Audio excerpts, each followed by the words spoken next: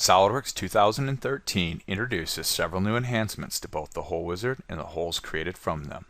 In this design, we can see that there are several tapped holes. This is made obvious by the many cosmetic threads visible in the design. And though these are a great way to pick out the tapped holes in our design, the annotative cosmetic threads can become a little overwhelming in a complex assembly. New in SolidWorks 2013 is the ability to explicitly turn off the annotative cosmetic threads while retaining the shaded ones. This is a great way to clear up our viewport, yet retain an understanding of which holes are tapped. Another enhancement to cosmetic threads is in the case of manually created ones. In this case, we have a shaft with a chamfered end on it. Creating cosmetic threads on this, sometimes it's hard to capture where the cosmetic thread starts from. 2013 now introduces the Start From Face Plane option for the case of blind cosmetic threads.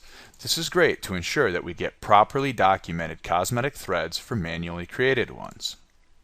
Finally, we'll want to take a look at the hole wizard and add some holes to this design.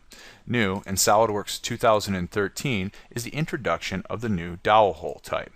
Found under the Standards option under Standard Holes, we can choose things such as size, and unique to the dowel hole is the fit characteristics.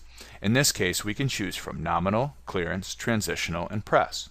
We can even choose the specific fit classification as well. And like any other hole wizard hole, we can locate these using the same simple tools that we're used to inside of SolidWorks. Finally, documenting these unique types of holes, including tapped and dowel holes, requires some unique characteristics on a drawing. Let's go ahead and create a drawing for this plate that we've modified. We'll drag some basic views out under the drawing and then take a look at the holes that are created. Here, we can see that the tapped holes that we've created in this plate retain the annotative cosmetic threads, even though we've chosen to turn that option off in the assembly. Also, the dowel holes that we've added have automatically had the unique dowel hole symbol applied to them in the drawing. This ensures proper documentation in the drawing regardless of how we want them to appear in the assembly.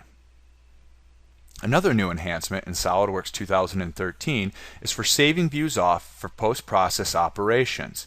In many cases, when dealing with operations such as flame, water jet, or laser cutting, the end user those operations often require a unique DXF or DWG file type.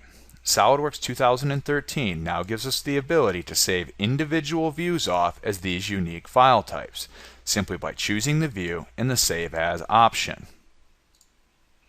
Finally, if we want to simplify a drawing, we can now save any view off as a sketch.